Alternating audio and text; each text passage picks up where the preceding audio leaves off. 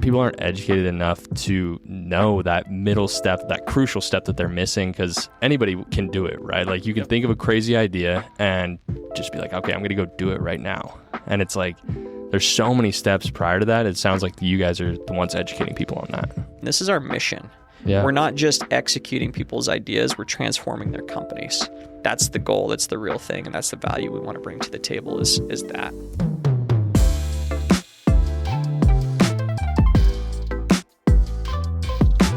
Welcome back to episode 4 of Killing Conversations. Today we have Josh Taylor, the brilliant mind and founder behind ProductEvo. Josh is a product strategist, innovator, and expert in the building, launching and scaling world-class products through ProductEvo. He's helping founders, product managers, and teams navigate their ever-changing landscape and product development. Thanks for coming on, Josh. I appreciate you being here. Man, I'm stoked to be here, Nick. Yeah. So thanks for having me. Oh, of course, dude. I appreciate it. Josh, so we've known each other for a little while now, but I would love for everybody to kind of learn about your background prior to starting ProductEvo so that we can kind of gear into what you're doing now. Yeah, so I'll keep that short because like every good entrepreneur, it's all over the place. Yeah. But everything built to where we're at now. And so like in hindsight, all the dots connect. Looking forward, it was a big zig and zag. Okay. So I'm in a creative space now. We do product development. Yep. But I grew up as an artist, drawing comic books. Okay. Super into art. I was convinced I was going to be like a concept artist for Star Wars films and stuff. That was my dream job growing up. Okay. And then I graduated with a dual finance and econ degree because I happen to be really damn good at math. There you go. So a little bit of a different avenue there. Yeah. Totally opposite. But what I found that really makes me unique and made product development click is it's somewhat rare to have a highly analytical and highly creative mind together. Yeah. And I didn't understand that about myself until, into my 40s and helping a lot of clients because I'm able to look at like the qualitative analysis and quantitative analysis from market research and then get really innovative about how to like create a product that way. But cool. Yeah, my background started as an artist as a kid, went into the maths like finance and econ, and then got a job selling. So I was in sales for years. What did you sell? Cars. Okay. Nice. I did it all. So I started selling cars right out of college. I started selling cars in college because I was like slaying it, making great money, like getting my homework done at work while I was getting paid really well. There you go. So that was fun. Ended up managing a car lot, which was not the job I ever thought I was going to have when I was a kid, but they offered it to me as good money. I'm like, sure, let's do it. And then ended up starting my first company while doing that kind of as a side hustle. And that was my first foray into entrepreneurship, and that company, I'll tell you, sucked. Okay. I had this idea that now has grown. It's a big idea now. You see like Uber Eats and everything doing it, but we were like way too early for that, like pre-app anything. But we're like, dude, let's just like run errands for people because I hate running errands and I hate picking stuff up. So let's just like do this for other people. You're DoorDash before DoorDash. We were was a thing. DoorDash before DoorDash, and my big learning from that is if you hate doing something, don't do it for business because then you have to do it. Then you're always doing it. Like you're around the clock running errands. Yeah. Yes, I hated my life. I sold the company, got out of it, and then it was on to the next thing, which was like digital signage. Okay. A little early on that one too. So we were in digital signage, the stuff you see like digital menu boards. You see them in banks, restaurants, airports. Yeah, we have them here. Yeah, have them here. We were in that way too early. So we were in that in like 2006 or 7. Okay. And they were kind of up, but people were like physically sending copies of DVDs that they were running in these signs. Right. And we developed a cloud computing platform where from a central location, you could just push video and media content live to those signs. Oh, sweet. Unfortunately, the word cloud computing hadn't been invented yet. Like it came a few years later.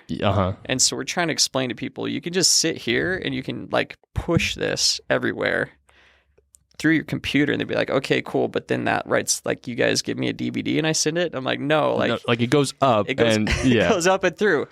But how does my DVD get here? And like, it was such an educational process. Sure. But we finally broke through. We ended up landing Zion's Bank, all like 120 locations of Zion's Bank. Oh, no way. Okay. In 2008. And so we got the Tough year. contract. Yeah.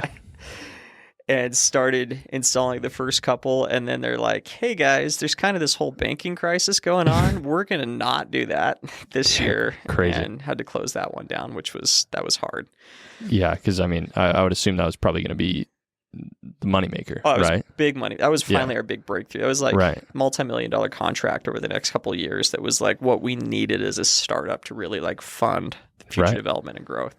Crazy.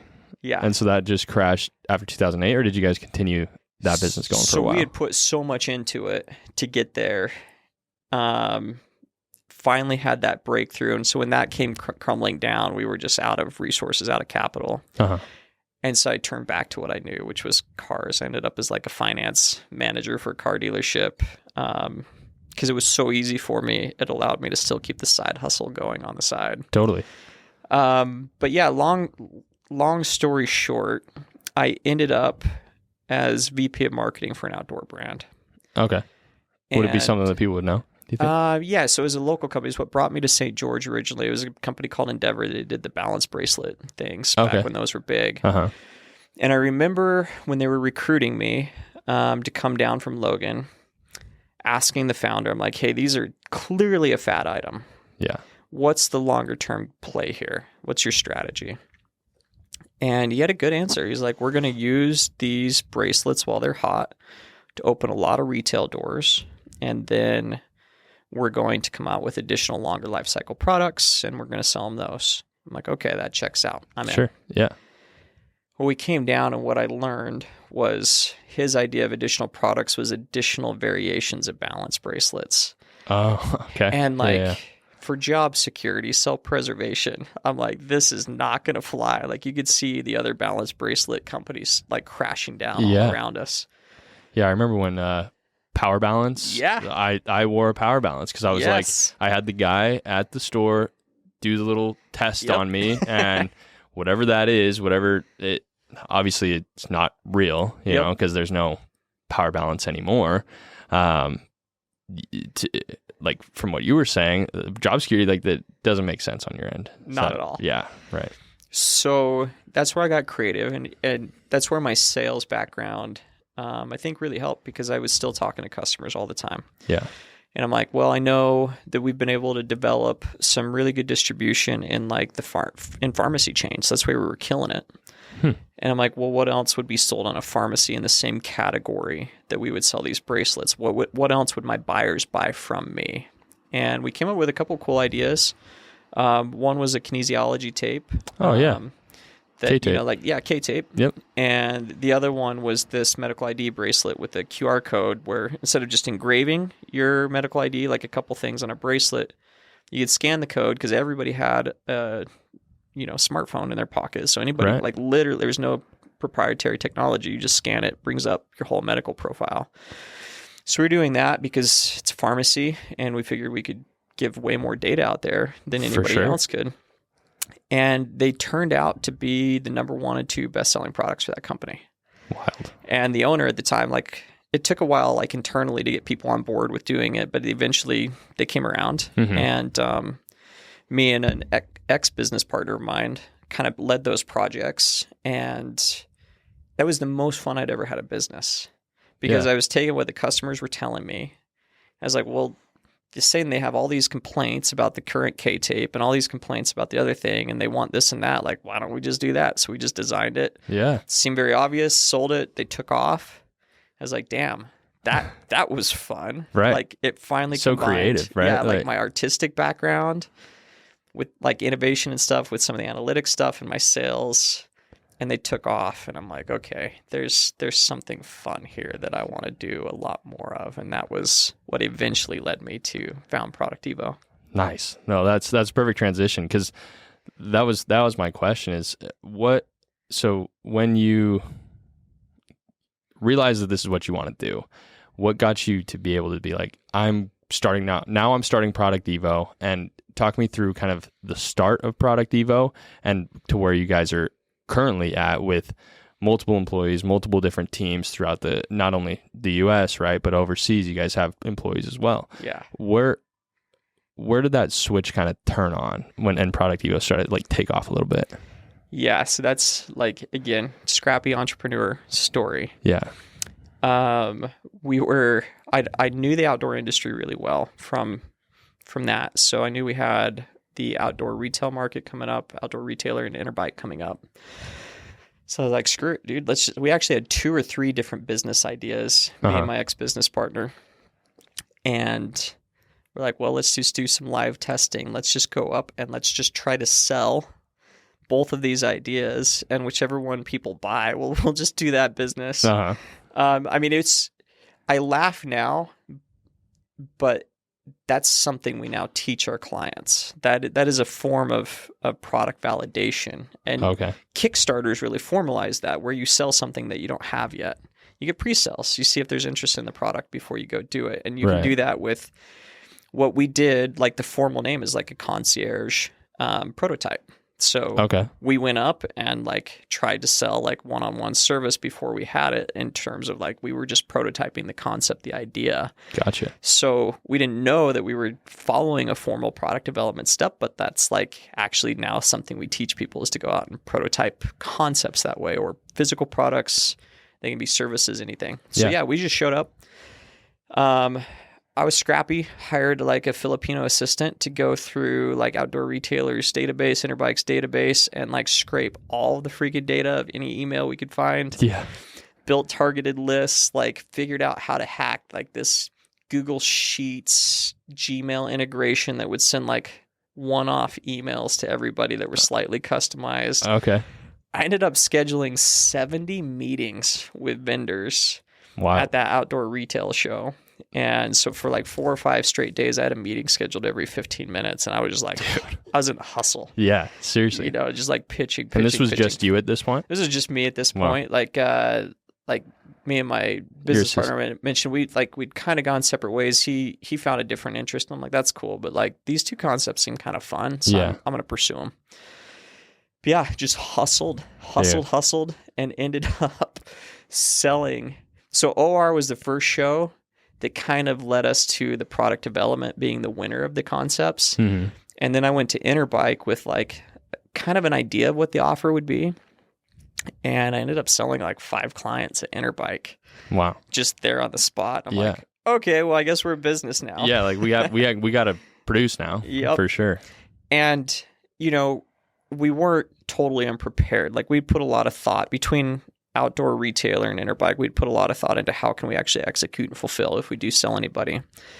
And a current business partner of mine, I bought him out. He had a parallel company, Steve Stewart. He had been running a company called Sun Molding and Tooling he founded it in 2004. I founded ProductEvo in 2014, 10 years later. And he'd been working in China since the early 90s for Velcro. And so he knew manufacturing, he knew sourcing, he knew product development inside out and backwards. And so he came on as a partner and advisor in my company. Even though we were competing, we weren't really competing. Like, the market's pretty big. Different markets.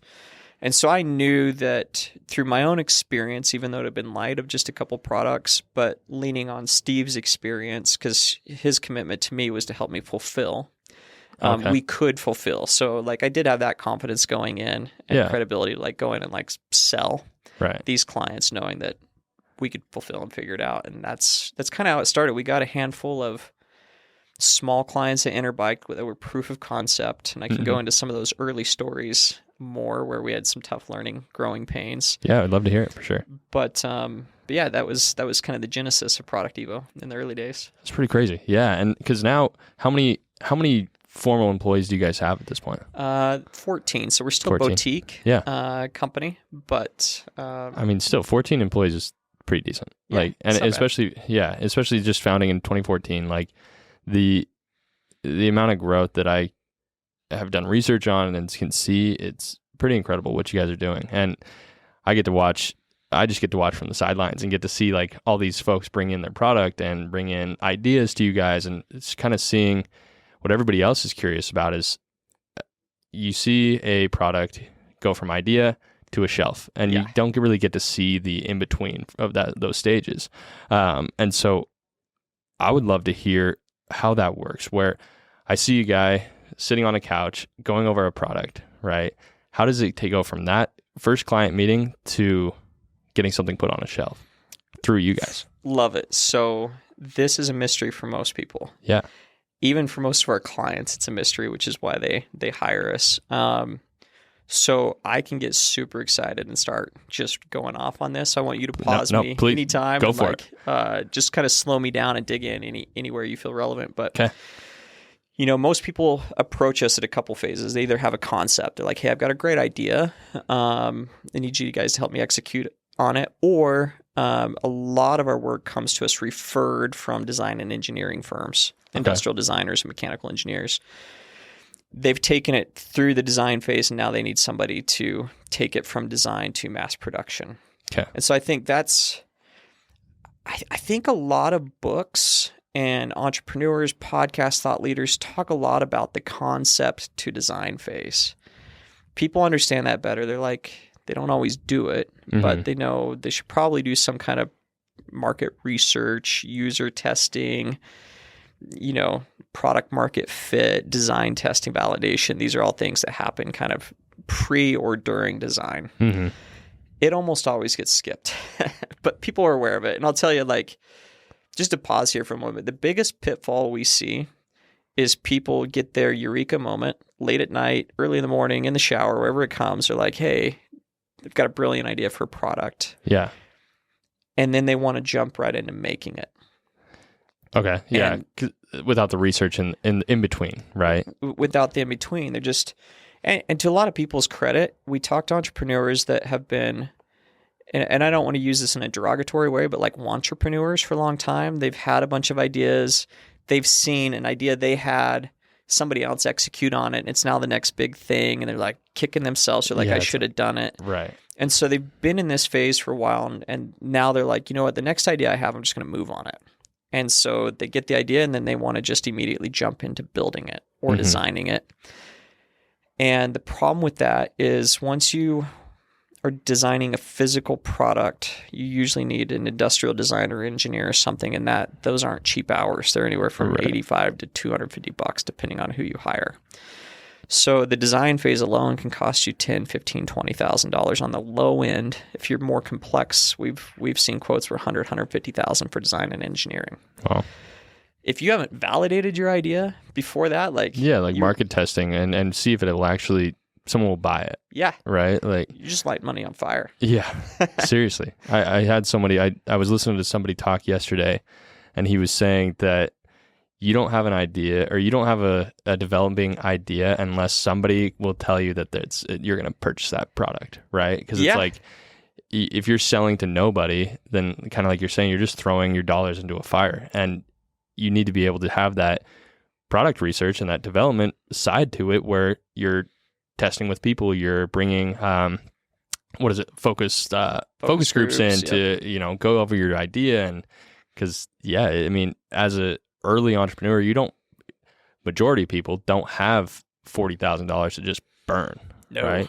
And so, but they're so dang excited and committed. They just want to go there. Yeah. Which is just, it's a wild concept, because people aren't educated enough to know that middle step, that crucial step that they're missing. Because anybody can do it, right? Like you can think of a crazy idea and just be like, okay, I'm going to go do it right now. And it's like, there's so many steps prior to that. It sounds like you guys are the ones educating people on that. That's exactly it. We try to educate big time to help people. Our whole mantra, not our mantra, our mission is to help transform companies with successful products. Mm-hmm. There's a few key elements to that. Transform the company, meaning help them literally move to another stage of growth through successful products. Products have to be successful. So if we just simply execute on the idea people bring us, but we haven't coached them on how to, or helped them validate it, do any of the early testing, we're just taking their money. Sure. And then handing them exactly what they wanted, but did that transform their company with a successful product? And so that's what I'm always coaching my team on. This is our mission. Yeah. We're not just executing people's ideas, we're transforming their companies. That's the goal, that's the real thing, and that's the value we want to bring to the table is that. That's a huge sell. Yeah. Yeah. Because, you can take, like you said, there's a lot of people that will just do exactly what you ask of them. And as an entrepreneur, as a product developer, as somebody that's already scaled to a point where they are successful, having somebody there to take you to that next level is so crucial, and that's what gets people to come back, right? That's it. Yep. And that, speaking of our ideal client, that is kind of our sweet spot client, is somebody that has brought a few products to market successfully. Mm-hmm. Whether they stumbled on it, were methodical about it, somehow they've gotten themselves up to a baseline level of success, which we define at usually around a couple million a year in sales. Yeah. But it's at that phase, and I'm going to back up a little bit. People below that do succeed have one thing going for them. Even if they skip all the market validation and testing and everything else they probably should do, which there are lean, mean, efficient ways to do. You don't have to pay a company thousands. Like you can show up at freaking Interbike with a list and just like pre-sell something.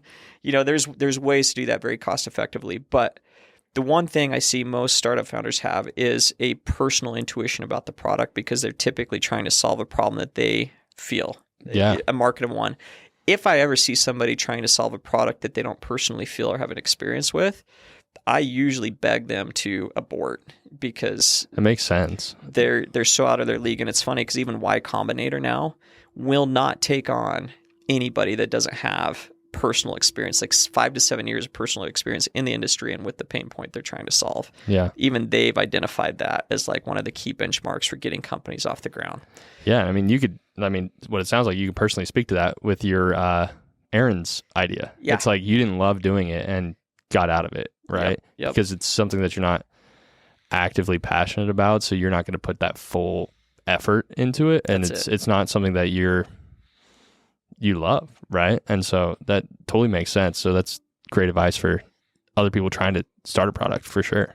And even beyond the passion, Nick, it's the intuition about the problems. So when you get into a design phase of any product, there's always trade-off decisions to make. Do we need it to have feature A or B?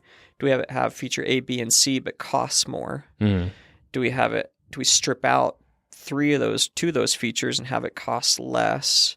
What is the critical feature that it must have? Like, if you are a user of that product and you're passionate about it, like say we work with a lot of people that create hunting gear. Yeah. Very passionate market. Right. They usually know it. And they don't have to rely as much on those focus groups and external testing, because like they're so integrated into that sport. Mm-hmm. And so passionate about it, they know the nuances. Like they intuitively know what key features work and don't work and what has to be true for that product to be successful. So there's a lot of that. Where we see that start to dissolve is after they get a few successful products out. Now they're busy being entrepreneurs. Mm-hmm. Unfortunately, a lot less time hunting or biking or whatever they are passionate about, because they're just busy running companies. Right.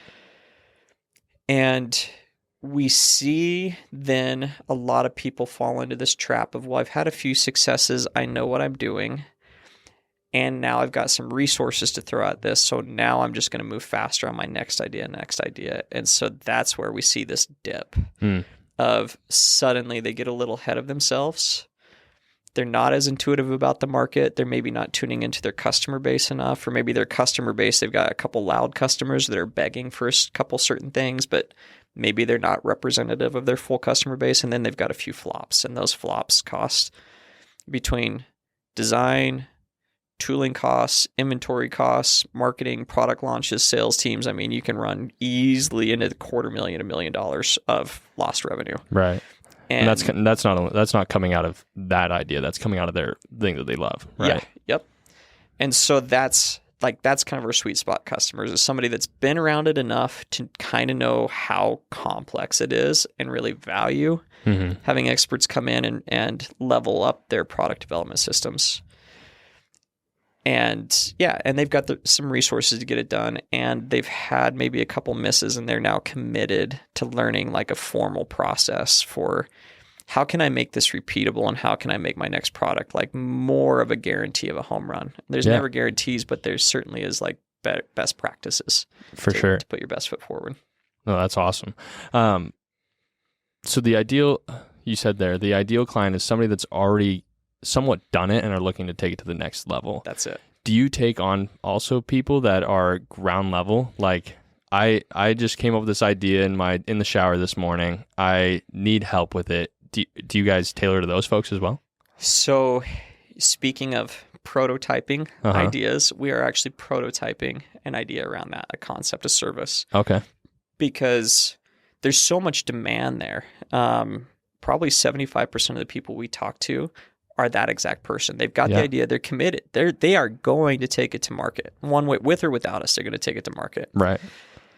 The problem we've had is those people have a lot of time on their hands, but they're usually don't have a ton of resources because they're not drawing from a company's resources. They're drawing from their personal savings, and that's somewhat limited, and they're risk averse. Totally. So we've usually just said no to those people. We've written really good blog posts to help them out and do different things to kind of give them some assets to get them pointed in the right direction. But we've catered towards the more established companies. Mm-hmm. But one thing we're piloting right now is product coaching. So cool. Okay. We realize these guys do have time on their hands. They don't need us to execute for them. And that's what people pay us for, is to execute for them alongside their team. They don't need that. A lot of times these startups want to work themselves because they want to learn it and figure it out. Sure. So we're piloting a program where we're just going to coach them and say, okay, rather than bumbling through this and making multiple $10, $15, $20, $30,000 mistakes because product development's expensive, right? Let's just give you the straight path through this crazy thing. The playbook. The playbook, and just coach you through it. You're going to go do the work yourself, but we're going to meet every week. We're going to coach you through what you got to do next and how to do it well to really improve your odds of success. So that's cool. Glad you asked. That's a pilot program that we're actually launching. We just in March. So a few days. Yeah. Dude, that's crazy. Because that's kind of, I think that obviously your guys' bread and butter is going to be those high level clients that you're ready to take to the next level, right? But there are so many people I'll give you a story about myself where it's my freshman year of business school, we had to do a product competition, right? Yeah. And something that was all right, here's a group of 4. You guys each go off, create a product, and we're going to have a competition school-wide that's going to be who's coming up with the best product idea, who has the best business plan, all this kind of stuff. And to do that, there's so many steps involved that as a 18-year-old kid trying to figure that out, it's somebody's got to be able to coach you through how to do this. And I'll plug the idea because I think it's pretty cool. And Apple actually did it. So I went to a school in Palo Alto, so the tech hub and all of that kind of stuff. And so we came up with this idea. It was before Apple had changed how they charge their phones, and it was a block that got your phone to a certain charging percentage that it would turn off, so you're not just running that battery at 100%, and it's destroying your phone battery. Yep. And so we created it. We didn't create the product itself, but the idea, the concept, the business plan behind it, and launched it at the school, and we ended up winning. It was the coolest thing ever. Congrats. Thank That's you. Awesome. Yeah. And then now Apple does that with all of their phones. So they have that charging where it's optimized charging. Yep. It always pops up when you're charging your phone, and it's we'll charge your phone to 80%. So then by the time when you need it to a full charge, it's not just constantly running your battery and destroying it, right? But speaking from experience, I have no clue how we would have taken that cool idea and actually integrated it into something that we would sell on a shelf. And so having a coaching program that sounds like you guys are launching, that's ideal for an 18-year-old kid that can't afford $40,000, $100,000 worth of service to be able to kind of get a program going and then be able to hire people after that once they all get established and successful and whatnot. So that's a really cool idea. That's the hope, and goes back to our mission of transforming companies with successful products. Instead of doing it hands-on, we're teaching people how to do it, but could we help that 18-year-old completely transform their life and start their first company? It'd be cool. Hell yeah, that's exciting. Man. So exciting. That's I get lit up about it. Dude, that's the cool, I think that's so cool. And I'm curious, I know you guys are just launching it here soon. Would you consider it to be kind of the more affordable option of what you guys offer? For sure. That's the whole idea is to make it affordable for startups who Yeah. are having to fund out of their personal savings accounts. I mean, it's not just the 18-year-old kid, but it's like the 40-year-old dad that needs to start a side hustle. Yeah. That's always dreamt of being an entrepreneur, or the 30-year-old mom with 3 kids that, she's got this idea for, a new child's product that could be revolutionary, but has no idea where to start. And, Right. They've got their personal savings, their retirement that they're drawing on. And we respect that. And we know that the money that they can best spend at that stage is on the design, on the manufacturing tooling that they'll have to build, and on inventory and marketing. Mm-hmm. And so we're trying to keep our coaching costs as low as possible, Yeah. while still covering what we need to make it worth our time, but Totally. really allowing them to invest heavily in what's going to move the needle for them, which is their product. Totally. And do you think that this kind of sector of your business, do you think at some point the amount of clients that you'll gain from that is going to kind of match what you guys are doing on the other end? That's the Is that the million-dollar goal? question. The hypothesis is that it can be the most profitable segment of our business because we can do it one to many. Mm-hmm. And that's part of what we're piloting is like, what is the one to many ratio where we're still very, very effective and personalized. We don't want to put a course out there. Maybe that will be a component of it for base level education, but the thing with product development is every product is unique. Right. And people come to us and they're always like, well, have you ever built this product before?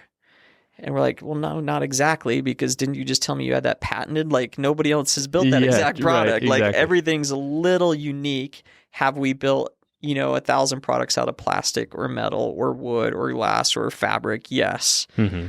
But every product is a little unique and has its own learning curve and own nuances, like which market are you going after, which price point are you going after. And so we want to be able to balance more than just like a course would teach you the fundamentals, like giving like that personalized guidance of like, okay, for you, for this type of material, this market, this type of use case, here's what you need to be thinking about next. But yeah, that again, we're piloting it. Yeah. That is kind of going back to our mission of transforming companies with successful products. We want to make sure that however that offering evolves over time, we never get away from that core of actually being able to move the needle for people on bringing that product to market successfully. That's cool. That's a great idea. And I think it's a concept that you can kind of see taking off in other sectors where it's like, I can build this. I've done this so many times. This is like a roadmap and I just have it. Yeah. People are going to want to see it. You know what I mean? And now you can just profit off it. That's kind of like you're giving the roadmap to people that aren't ready yet. Yes, right? That's the idea. That's cool. And the nice thing for us is product development. The mistakes in product development are so damn expensive. Right. And I tell people all the time, the most expensive mistake you can make is to have a garage full of inventory that you can't sell. Yeah. You see it in the movies all the time. All the right? time. And you see it in real life all the time. Yeah. And so if we can prevent 10% of those mistakes, Yeah. a very easy value add. To save people $100,000 on product coaching just because they know what they're doing and making better choices, like that's, easy. You know? So strong sales proposition that way for us. Totally. I'm curious, and if you're willing to share, what would you say that what's been your big win with ProductEvo? Like you're like, when you're presenting to a client, you're like, look at what we did for this person. So there's a few we're known for. One of them, so I told you about my partner, Steve Stewart. Mm-hmm. So Steve and Jeff's my CFO. They were directly involved in it just before we acquired them. So I count it as a win for us because it's recognizable because our team did do it. Totally. But it's the blender bottle. You know that protein shaker with the... I have one in my backpack right now. yeah, they're literally everywhere. Yeah. So that's one of our probably one of our best recognized wins that everybody's pretty familiar with. Yeah. And as Steve tells it, the story there, what's interesting is most bottles, you open up any like vacuum sealed, steel water bottle, almost every water bottle, they have some kind of silicone gasket between the lid and the bottle. Yep. If you notice in the blender bottle, there's no gasket. Mm-mm. And that's really tough to create a liquid tight seal with no gasket in it. Because it's all just plastic. It's all just plastic. Like it's the hard plastic. Yeah. Without getting too nerdy into like the science of like materials and how that all works, the requirement they gave to Steve was they wanted to be able to put a can of Coke in it, shake it up, and nothing could get out, like no air escape or anything. That was the requirement for the fitment of like where the lid snaps shut and the lid screws on. Like everything had to be that tight that like shake up a can of Coke, it won't go. Wow. And so going back to product development, we talked a lot about what happens pre-design. This is a good case study of what happens post-design. Mm-hmm. So they got the design files to us through a mutual design firm that we both loved. And we had to now take that design and make it manufacturable at scale and actually hit those performance requirements. And it took a lot of iterations. It was almost a year from what I remember. Wow. And probably 6 or 7 iterations of working on tolerances and materials and everything to get everything to seal as tight as they wanted it to seal so they could mass produce successfully. And the very light nerd version of that is in plastics, you don't actually, like, you can design the part at the size you want, but to make that part, you have to build an injection mold tool. So big piece of steel that you shoot plastic into. You shoot plastic in hot, and when things are hot, they're bigger than when they're cold. Right. And so we have to then engineer the negative of that file at anywhere between 1% to 3% bigger than how it was designed, depending on the material that was spec'd. And then we shoot it in bigger.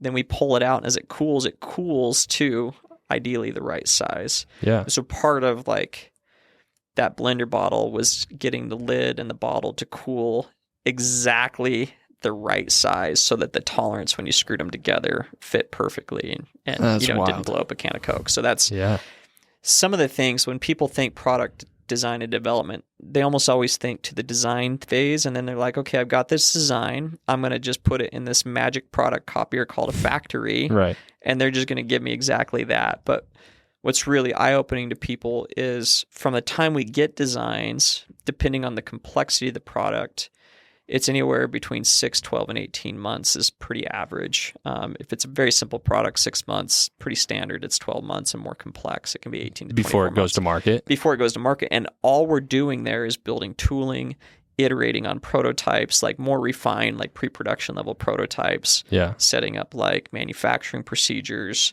pulling in like supply chain, like building out their supply chain for them so we can get materials, colors, specs, packaging, like all that stuff has to be done. Right.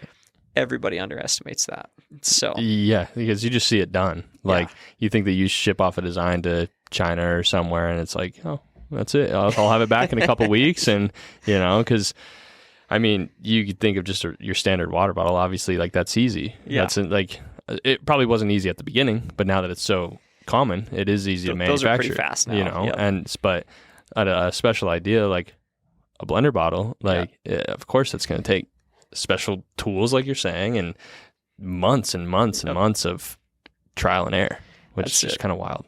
Yeah, and then once you get it, then it is faster, to your point. Like for now, my guess is their production's like coming out every week. You know? But to get it to that point that's the work that we do. Wild.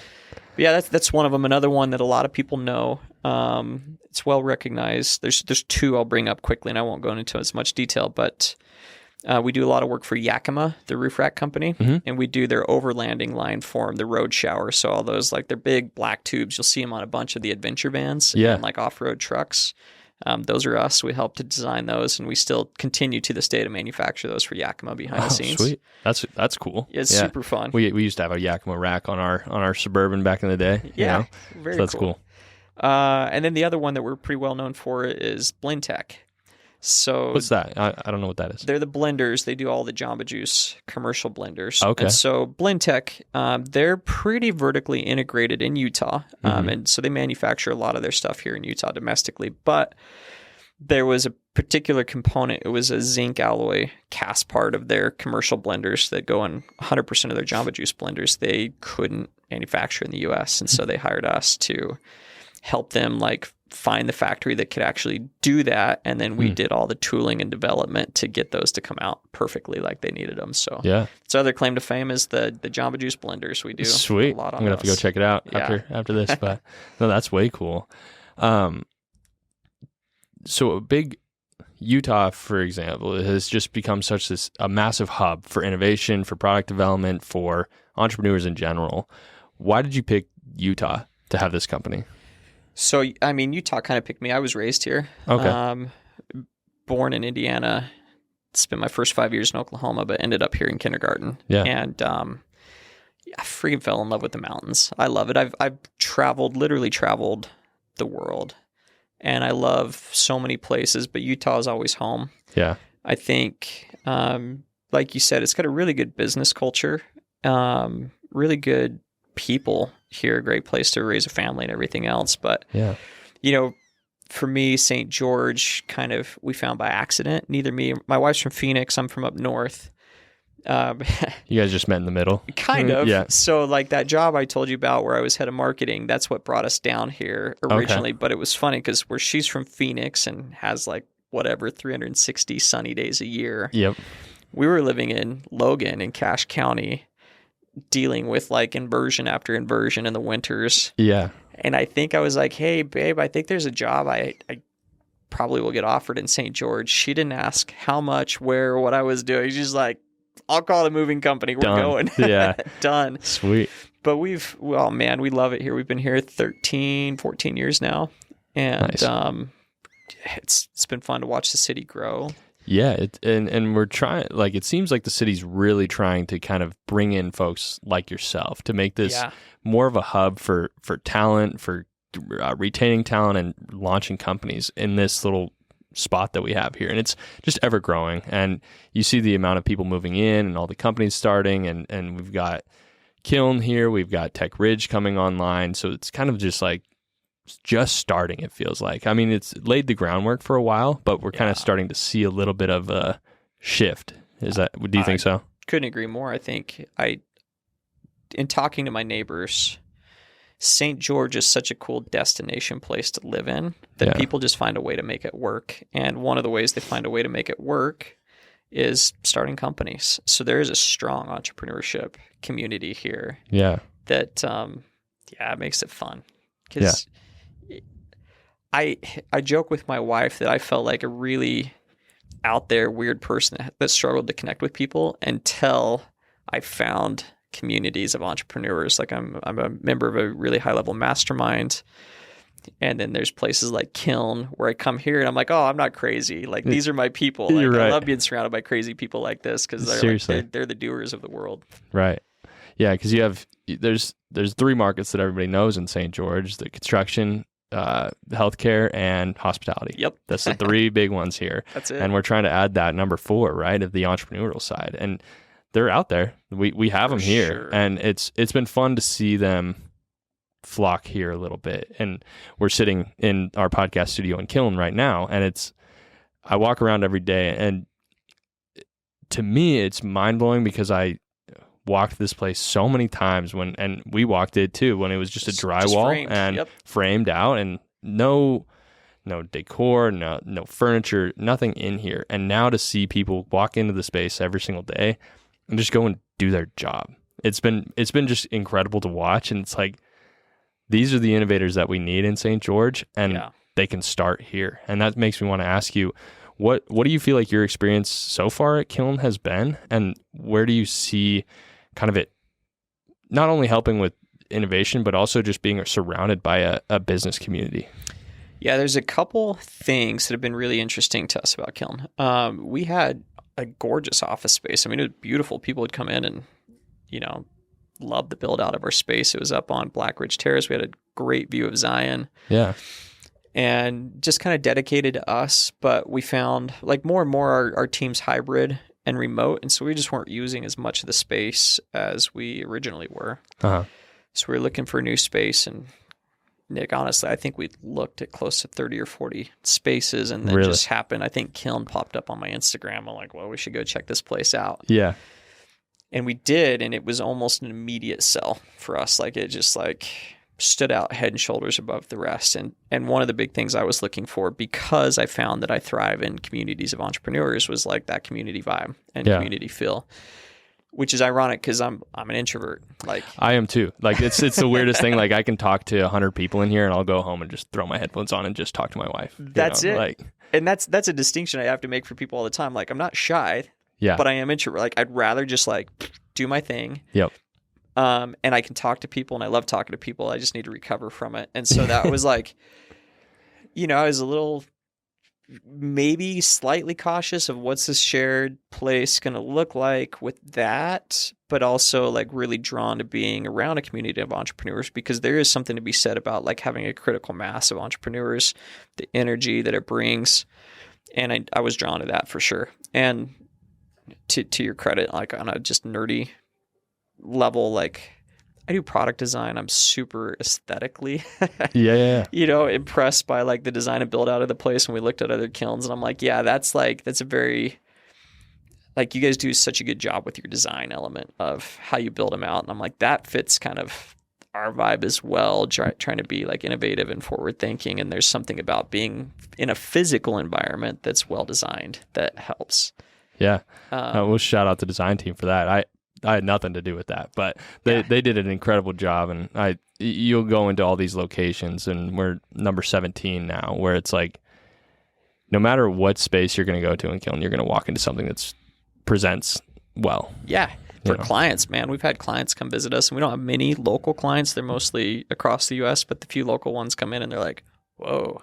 Yeah. This place is It's fun to watch them. Like it's fun to watch them sit in like a common area and just talk product and talk their business. And it's like, that's the vision that we had, is people come in and it impresses well for your clients, not only just for you to come into a nice space every single day and try to create as much value as we possibly can, but also something that will impress when you bring someone here. Yeah. So well done on that. And I will say too, like on the whole introvert thing, because that was something I was a little worried about. And I know, knowing a lot of entrepreneurs, a lot of us are introverted. Yeah. It's been fine. Like it's been awesome. Like I go in, I like do my thing, but then there are people to like talk to at the water cooler, right? Metaphorically, say what's up. There's no water cooler, but there's like snacks or whatever, and say what's up. And met some really cool people. And the other thing I found is for my team, I think it's almost more of a value for them. Because they're a little bit more chatty than I am, and they love it. Like there's a younger girl that works for us, who was stuck with a bunch of us old married dudes like in her own office. Yeah. But now she's here, and like she just went out to lunch with some of the guys that like she sits around in the day, and like she's forming these relationships, which is fun to see, because that's like, in terms of recruiting and bringing in talent, like we can offer them an environment that's bigger than just our team, and fun to see her thrive in that too. And like she's just stoked about the opportunity to work here and the people she's meeting. So kind of fun. No, that's super cool. And that's also something that we're really keen on, is we want employee retention to be, we want that to kind of fall on us a little bit, where it's like, let us show off for your employees, and so it creates that Kiln's all-inclusive environment where it's like, we want to take that part kind of off your plate a little bit, where we can provide these snacks or these events that people can go to and just mingle with each other. So you have a young girl on your team that can talk to other people in here, right? Because I mean, we all, and I'm sure my team gets tired of talking to me too. And so they're able to just go around and talk to each other. And I know who you're talking about, and I see her come and talk with my team. And it's like, it's fun to see those relationships start to form, not only like in the business sense, but also just like a personal sense as well, 100%. And it's fun for me to be able to talk to guys like you and other people and just kind of like talk shop and see what's going on, or, have just stupid conversations. They're fun, man. So makes the day better. I agree. Totally.